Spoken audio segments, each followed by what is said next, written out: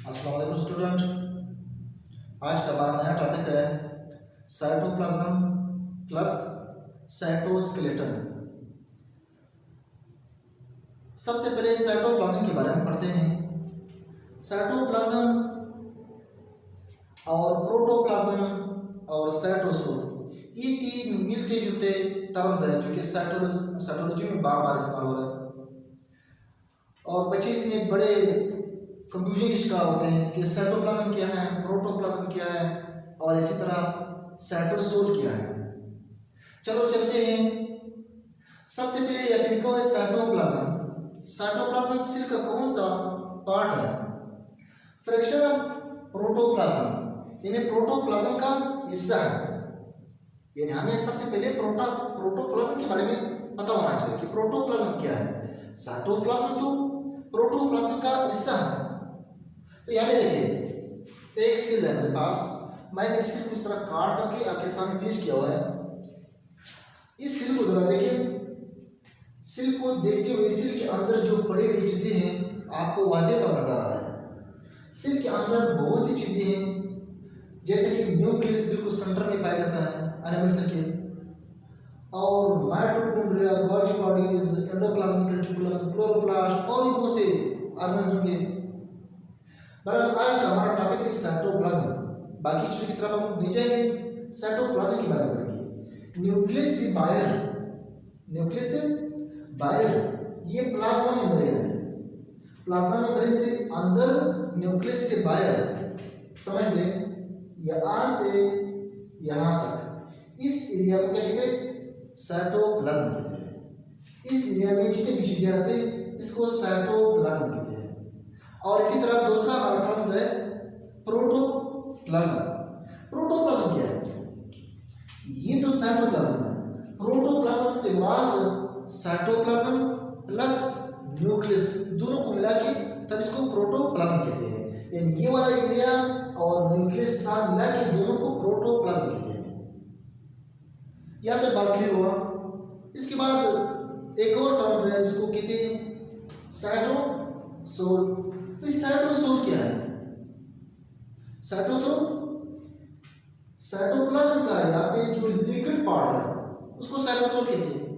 Last बात है ये सेल एक ताला जैसे समझे, ताला पानी से भरा हुआ है, इसी भी इस तरह एक फ्लूइड से, एक माया से भरा हुआ है। इस माया को कहते हैं साइटोसोल। अब इस साइटोसोल में क्या मौजूद है? साइटोसोल के अंदर कौन कौन सी चीजें मौजूद है?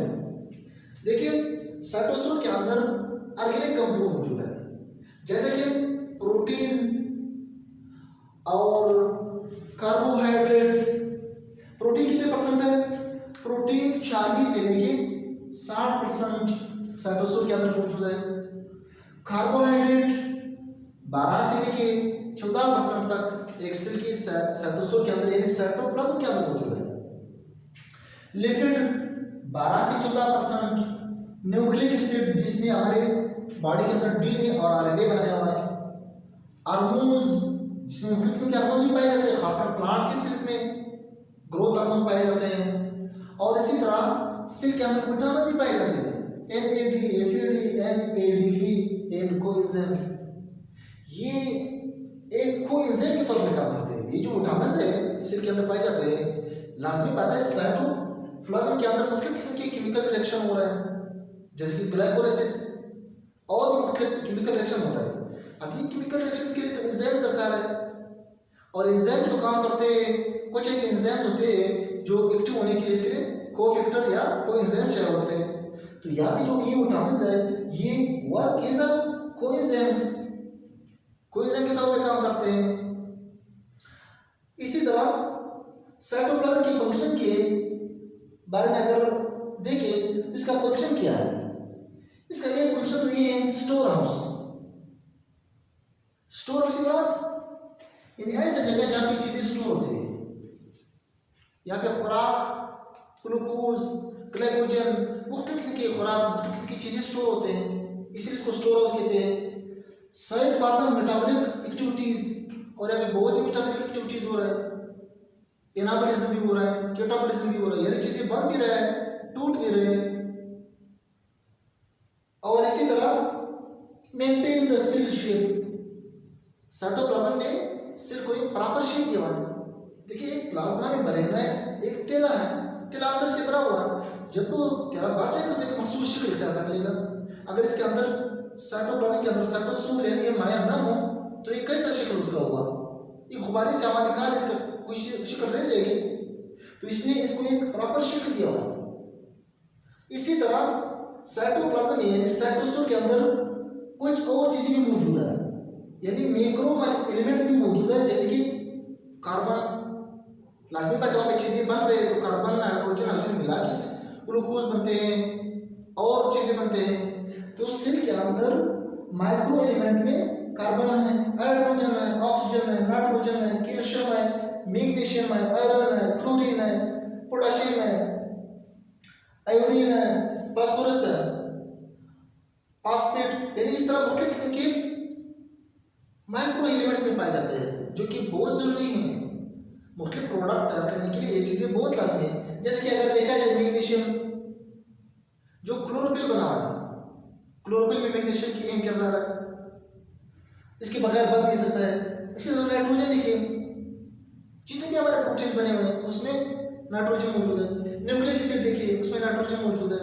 कार्बन तो बिल्कुल हर चीज में तकरीबन मौजूद है। ऑक्सीजन इसी तरह है। तो ये सेल के अंदर वैसे पड़े हुए हैं, कोई भी चीज बन रहा हो तो ये चीजें मिलके बना लेते हैं, या कुछ चीजें टूट जाती है इसलिए दोबारा ये चीजें बन रहे होते हैं। तो इसको कहते हैं साइटोसोल जो माया है। इसकी बात मैं नहीं कर रहा हूँ, ये जो लकीरें इसके अंदर मौजूद है इसकी बात मैं नहीं कर रहा हूँ। ये बात अभी स्टार्ट कर लेते हैं। ये जो लकीरें हैं साइटोप्लाज्म के अंदर जो लकीरें आपको नजर आ रहा है, ये वाले लकीरें, ये क्या है? ये उस टॉपिक की बात है, वहां भी डिस्कस कर लेते हैं। ये लकीरें जो नजर आ रहा है ये क्या है? चलो चलते हैं। हमारा एक टॉपिक कंप्लीट हुआ, साइटोप्लाज्म के बारे में आप लोगों ने स्टडी की। नेक्स्ट टॉपिक हमारा साइटोस्केलेटन है। नाम ही से पता चल जाता है, साइटो मींस सेल, स्केलेटन ढांचा। देखिए मेरे बॉडी के अंदर ढांचा है, हड्डियां मौजूद है, यानी मुझे एक प्रॉपर शक्ल दिया हुआ है। इन्हीं ढांचे की मदद से मैं हरकत कर सकता हूँ। मेरे जिस्म में ये ढांचा ना होता मैं मूवमेंट कर सकता, मैं ये मुंह चला सकता? कभी नहीं। तो ये सेल के अंदर भी इसी तरह स्केलेटल सिस्टम है। वो किस चीज का बना हुआ है? प्रोटीन का बना हुआ स्केलेटल सिस्टम है। 3 तरह के प्रोटीन्स मिलकर स्केलेटल सिस्टम बनाया हुआ है। चलो इसके बारे में थोड़ा पढ़ लेते हैं। साइटोस्केलेटन जो है ये अनब्रांच सिलेंड्रिकल स्ट्रक्चर है, यानी एक पैकनुमा सिलेंडर स्ट्रक्चर है जो कि ब्रांच नहीं है, अनब्रांच है, सीधा, बिल्कुल सीधा सीधा अनब्रांच है। Made up of proteins, protein के बना हुआ स्केलेटल सिस्टम है। And involve in the internal structure, cell की अंदरूनी जो स्ट्रक्चर है इसमें इसका किरदार है। सेल को स्ट्रक्चर दिया हुआ है। और इसी तरह मोमेंट, यानी जो चीजें मूवमेंट कर रहे हैं स्केलेटन वाले से मूवमेंट अंदर हरकत कर रहे होते हैं। और इसी तरह कंट्रैक्शन एंड रिलैक्सेशन, मेरे बॉडी की मसल्स कंट्रैक्ट हो रहे हैं और रिलैक्स हो रहे हैं। ये कंट्रैक्शन और रिलैक्सेशन इन्हीं स्केलेटन की वजह से हो रहा है, यानी वो लचकदार है, सिर को कंट्रैक्ट होने देते और रिलैक्स होने देते हैं। कंट्रैक्शन और रिलैक्सेशन में ये जो प्रोटीन के बने हुए इसके अंदर फाइबर्स या ट्यूब्स मौजूद है, ये अहम किरदार अदा करते हैं। अगर देखा जाए प्रोटीन 3 तरह के हैं जिसने स्केलेटल सिस्टम बनाया हुआ है। जरा देखिए, माइक्रोट्यूब्यूल्स, माइक्रो मींस छोटे, बहुत छोटे छोटे जरा, ट्यूब्यूल मींस पाइप है। ये प्रोटीन है बिल्कुल एक पाइप से बनाया हुआ है, पाइप की शक्ल में मौजूद है। स्मॉल होलो सिलिंड्रिकल, होलो मींस अंदर से खोखला है, पाइप नमा है, सिलिंड्रिकल यानी बिल्कुल एक पाइप नमा लंबा सा रॉड है। मेड अप ट्यूबुलिन प्रोटीन, इसका प्रोटीन का ट्यूबुलिन प्रोटीन है, इसे माइक्रोट्यूब्यूल्स बने हुए हैं। इन्वॉल्व द ट्रांस, इसकी फंक्शन देखिए जरा, ये जो माइक्रोट्यूब्यूल्स है involve in the transport of cell walls material. देखिए अगर आपको याद हो सेल वॉल के बारे में हमने पढ़ा कि सेल के अंदर मटेरियल बन रहे होते हैं, फिर वो सेल से बाहर निकल जाते हैं। सेल से बाहर निकलते हुए वहाँ पे बाहर एक कवर चढ़ा लेते हैं। अब कि यहाँ पे अंदर बढ़ रहे हैं, बाहर जा रहे हैं, किसकी मदद से जा रहा है? तो यहाँ पे जो माइक्रोट्यूब्यूल्स है, एक पाइप बना, जैसे कि मैंने पाइप बनाया हुआ, एक प्रोटीन से एक पाइप बनाया हुआ, अंदर से उपला, उनसे ये जो मटेरियल सेल के मटेरियल्स है ये पे बनते हैं, फिर यहाँ से पास होकर प्लाज्मा मेम्ब्रेन को पास करके बाहर खारिज कर देते हैं। एक इसका फंक्शन। दूसरा फंक्शन Golgi bodies, अच्छा, during cell division form spindle fibers। देखिए स्पिंडल फाइबर्स क्रोमोसोम्स को एक दूसरे से अलग करने में हमारी हेल्प करते हैं। ये प्लांट की सेल के अंदर स्पिंडल फाइबर बनने में अहम किरदार अदा करता है। जब भी सेल डिवीजन स्टार्ट हो जाता है तो स्पिंडल फाइबर बनाते हैं प्लांट के अंदर, ये माइक्रोट्यूब्यूल्स का काम है। इसी तरह देखिए माइक्रोफिलामेंट्स एक और किस्म की प्रोटीन्स है जिसने प्लांट के स्केलेटन्स बनाए हैं। वो किस चीज के बने हुए हैं? वो भी प्रोटीन के बने हुए हैं, मेड ऑफ एक्टिन, एक की प्रोटीन है, इसका नाम एक्टिन है, इसके बने हुए हैं। और एक और protein intermediate filaments. Intermediate filaments क्या है? इसको इंटरमीडिएट इसलिए नाम दिया गया क्योंकि ये दरमियाना साइज का है, न इतना बड़ा है जितना कि माइक्रोट्यूब्यूल्स, न इतने छोटे हैं जितने कि माइक्रोफिलामेंट्स, दरमियान में है, इसीलिए इसको क्या कहते हैं? Intermediate filaments. ये इंटरमीडिएट फिलामेंट्स किस चीज के बने हुए हैं? मेड ऑफ यूनिट प्रोटीन्स, यानी एक और किस्म की प्रोटीन के बने हुए हैं। तो ये स्ट्रक्चर आपके सामने है, इसको देखिए, ये प्लाज्मा में बने, ये पूरा सेल है, मैंने इसको काट करके रखा है, अंदर की जो कहानी है आप लोगों को दिखा है।